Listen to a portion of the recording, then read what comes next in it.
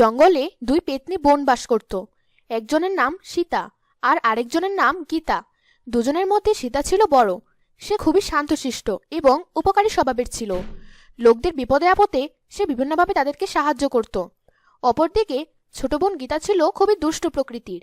সে লোকজনকে ভয় দেখাতো, তাদেরকে আটকিয়ে ঠাট্টা জিজ্ঞেস করত, তাদের জিনিসপত্র নিয়ে হাওয়া হয়ে যেত।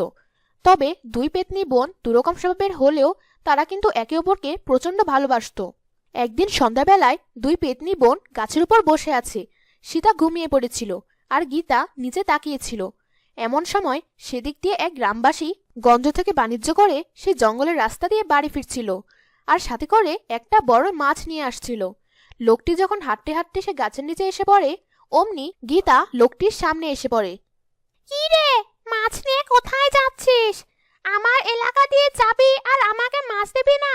তা তো হবে না, দে আমাকে মাছ দে। এই বলে সে তার হাতটি লম্বা করে লোকটির কাছ থেকে মাছ ছিনিয়ে নিল। লোকটি পেতনিকে দেখে ভয়ে কাঁপছিল। লোকমুখে সে শুনেছে এই জঙ্গলে দুই পেতনি বোন ঘোরাফেরা করে। এসব জেনে শুনেও সে শুধু সময় বাঁচাতে এই জঙ্গলের রাস্তাটি বেছে নিয়েছিল আর মনে মনে প্রভুকে স্মরণ করছিল যাতে পেতনিদের সাথে তার দেখা না হয়। যাই হোক, গীতা পেতনি মাছ নেওয়ার পরও সে সাহস সঞ্চয় করে বলল, পেতনি দিদি, দয়া করে আমার মাছটি দিয়ে দাও। আমি অনেক শখ করে গঞ্জ থেকে মাছটি নিয়ে এসেছি আমার মা ও স্ত্রীকে খাওয়াবো বলে। তুমি মাছটি নিয়ে নিলে আমাকে খালি হাতে বাড়ি যেতে হবে। দয়া করে আমার মাছটি দিয়ে দাও। তোর মাছ আমি দিতে পারি, তবে তার জন্য তোকে আমার দুটি ধাঁধার উত্তর দিতে হবে। একটি ধাঁধারও ভুল উত্তর দিলে তোকে কিন্তু আমি মাছ দেব না। বল, তুই আমার প্রস্তাবে রাজি? লোকটির আর কি বা করার আছে, সে রাজি হতে বাধ্য হলো। তখন পেতনি তাকে ধাঁধা জিজ্ঞেস করা শুরু করলো। বল তো, আকারিকারহীন বলো কোন গ্রাম, মহাহাতে বলো শোনা সেই গ্রামের নাম। এই ধাঁধার উত্তর কি হবে? আপনিও চেষ্টা করুন এবং উত্তরটি জানা থাকলে কমেন্টে লিখে ফেলুন।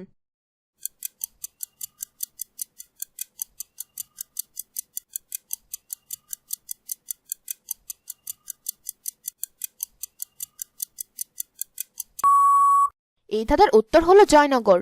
লোকটি পেতনির প্রথম ধাঁধার উত্তর দিয়ে দেয়। এরপর পেতনি দ্বিতীয় ধাঁধা জিজ্ঞেস করে। বল তো, প্রাণীর দেহে থাকলে যা, শেষ অক্ষর বাদ দিলেও তা, মাথা কাটলে প্রাণহীন, কি এই জিনিসটা? এবার আপনিও চেষ্টা করুন এবং আপনার উত্তর কমেন্টে জানান।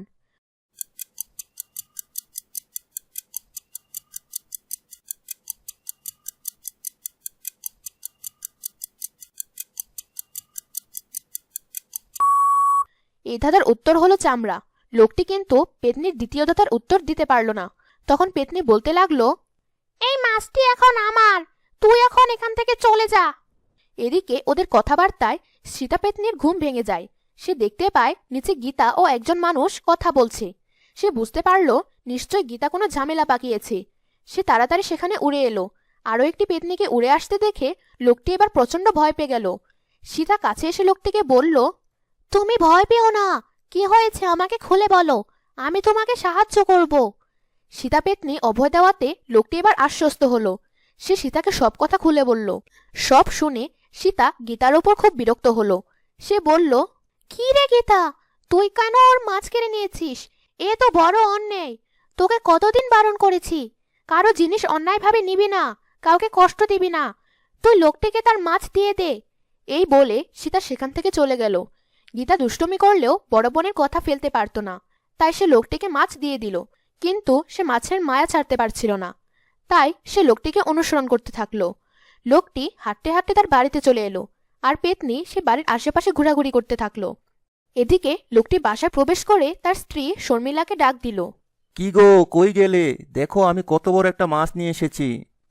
সাহেবের বুঝি এতক্ষণে আসার সময় হলো? বলি, সংসারে কি আমার আর কোনো কাজকর্ম নেই? তোমার মাকেও তো বলতে পারো মাছটা কেটে দেওয়ার জন্য। শর্মিলার সাথে তার শাশুড়ির সম্পর্ক ভালো ছিল না। সে ছিল অহংকারী ও স্বার্থপর স্বভাবের।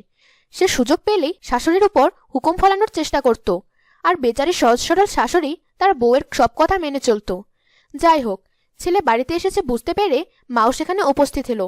তখন ছেলে বলল, মা, মাছটি কি তুমি কেটে ভেজে দিতে পারবে? তোমার বৌমার নাকি অনেক কাজ আছে। হ্যাঁ বাবা, পারবো। তখন শর্মিলা তার স্বামীর কাছে ভালো সাজার জন্য তাড়াতাড়ি বলল, থাক, আপনাকে আর কষ্ট করতে হবে না, আমিই সব করে নিচ্ছি। শর্মিলা মাছ নিয়ে রান্নাঘরে চলে গেল। সে মাছটি কেটে কুটে ভাজতে শুরু করলো। আস্তে আস্তে মাছ ভাজার গন্ধ চারদিকে ছড়িয়ে পড়ল। এদিকে মাছ ভাজার গন্ধ পেয়ে গীতার তো জিভে জল চলে এলো। সে ভাবলো, জানালার ওখানে অন্ধকার, ওখানে গিয়ে দেখি মাছ খাওয়ার কোনো ব্যবস্থা করা যায় কিনা। সে জানালার সামনে যায়, কিন্তু সেখান থেকে মাছ চুরি করার কোনো সুযোগ ছিল না। অগত্য সে সিদ্ধান্ত নিল বাড়ির বউয়ের কাছ থেকে মাছ চাইবে। যেই ভাবা সেই কাজ। সে তার হাতটা লম্বা করে জানালার ভিতর প্রবেশ করিয়ে দিয়ে বলল, আমাকে এক টুকরো মাছ দাও না গো। শর্মিলা হঠাৎ করে এরকম অদ্ভুত দর্শন একটা হাত দেখে এবং বাইরে থেকে আওয়াজ শুনে হকচকিয়ে যায়। সে কোনো কিছু না ভেবেই মাছ ভাজার গরম খুন্তিটা পেতনির হাতে জোরে চেপে ধরে। আর তখনই ওপাশ থেকে পেতনি চিৎকার করে ওঠে, ওরে মারে, মরে গেলুম রে, তুই আমার কি সর্বনাশ করলি রে, মরে গেলুম রে, মরে গেলুম রে। এইভাবে কিছুক্ষণ আওয়াজ করে একসময় পেতনি মারা যায়। এদিকে শর্মিলা তার স্বামীর কাছে গিয়ে সব ঘটনা খুলে বলে। তার স্বামী বলে, কাজটা তুমি মোটেও ভালো করোনি। মাছের একটা টুকরা দিয়ে দিলেই পারতে, আপদ বিদেয় হতো। ওই পেতনি আমাকে সেই জঙ্গল থেকে অনুসরণ করে আসছে। এরপর লোকটি তার স্ত্রীকে সব কথা খুলে বলল। তারা প্রচণ্ড ভয়ে ভয়ে সে রাতটা পার করে দিল।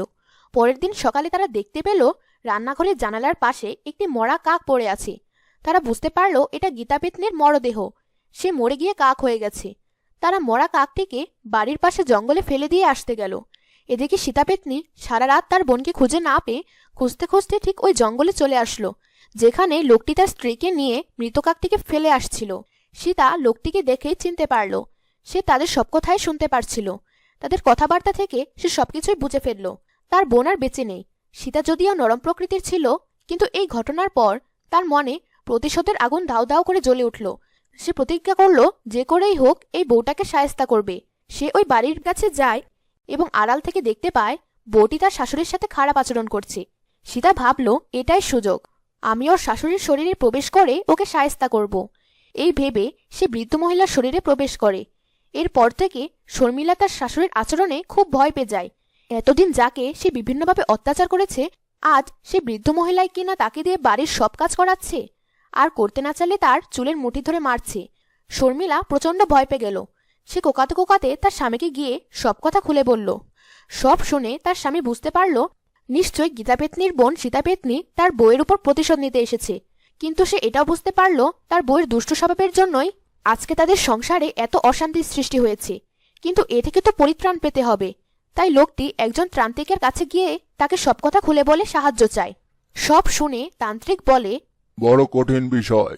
একে তো তোমার বউ তার শাশুড়ির সাথে অন্যায় আচরণ করেছে, আবার পেতনির বোনকে মেরে ফেলেছে। এখন একমাত্র উপায় হচ্ছে তোমার বউকে পেতনির কাছে ক্ষমা চাইতে হবে। তাহলেই হয়তো সে ক্ষমা করতে পারে এবং তোমার মার শরীর থেকে চলে যেতে পারে। চলো যাই, চেষ্টা করে দেখি কি হয়। এই বলে তারা সেখান থেকে রওনা দেয়।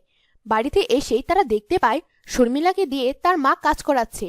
তান্ত্রিক বলল, হে পেতনি, আমি জানি তুমি একজন ভালো পেতনি, কিন্তু তোমার বোনের মৃত্যুতে তুমি অনেক কষ্ট পেয়েছ, তাই তার প্রতিশোধ নিতেই এখানে এসেছো।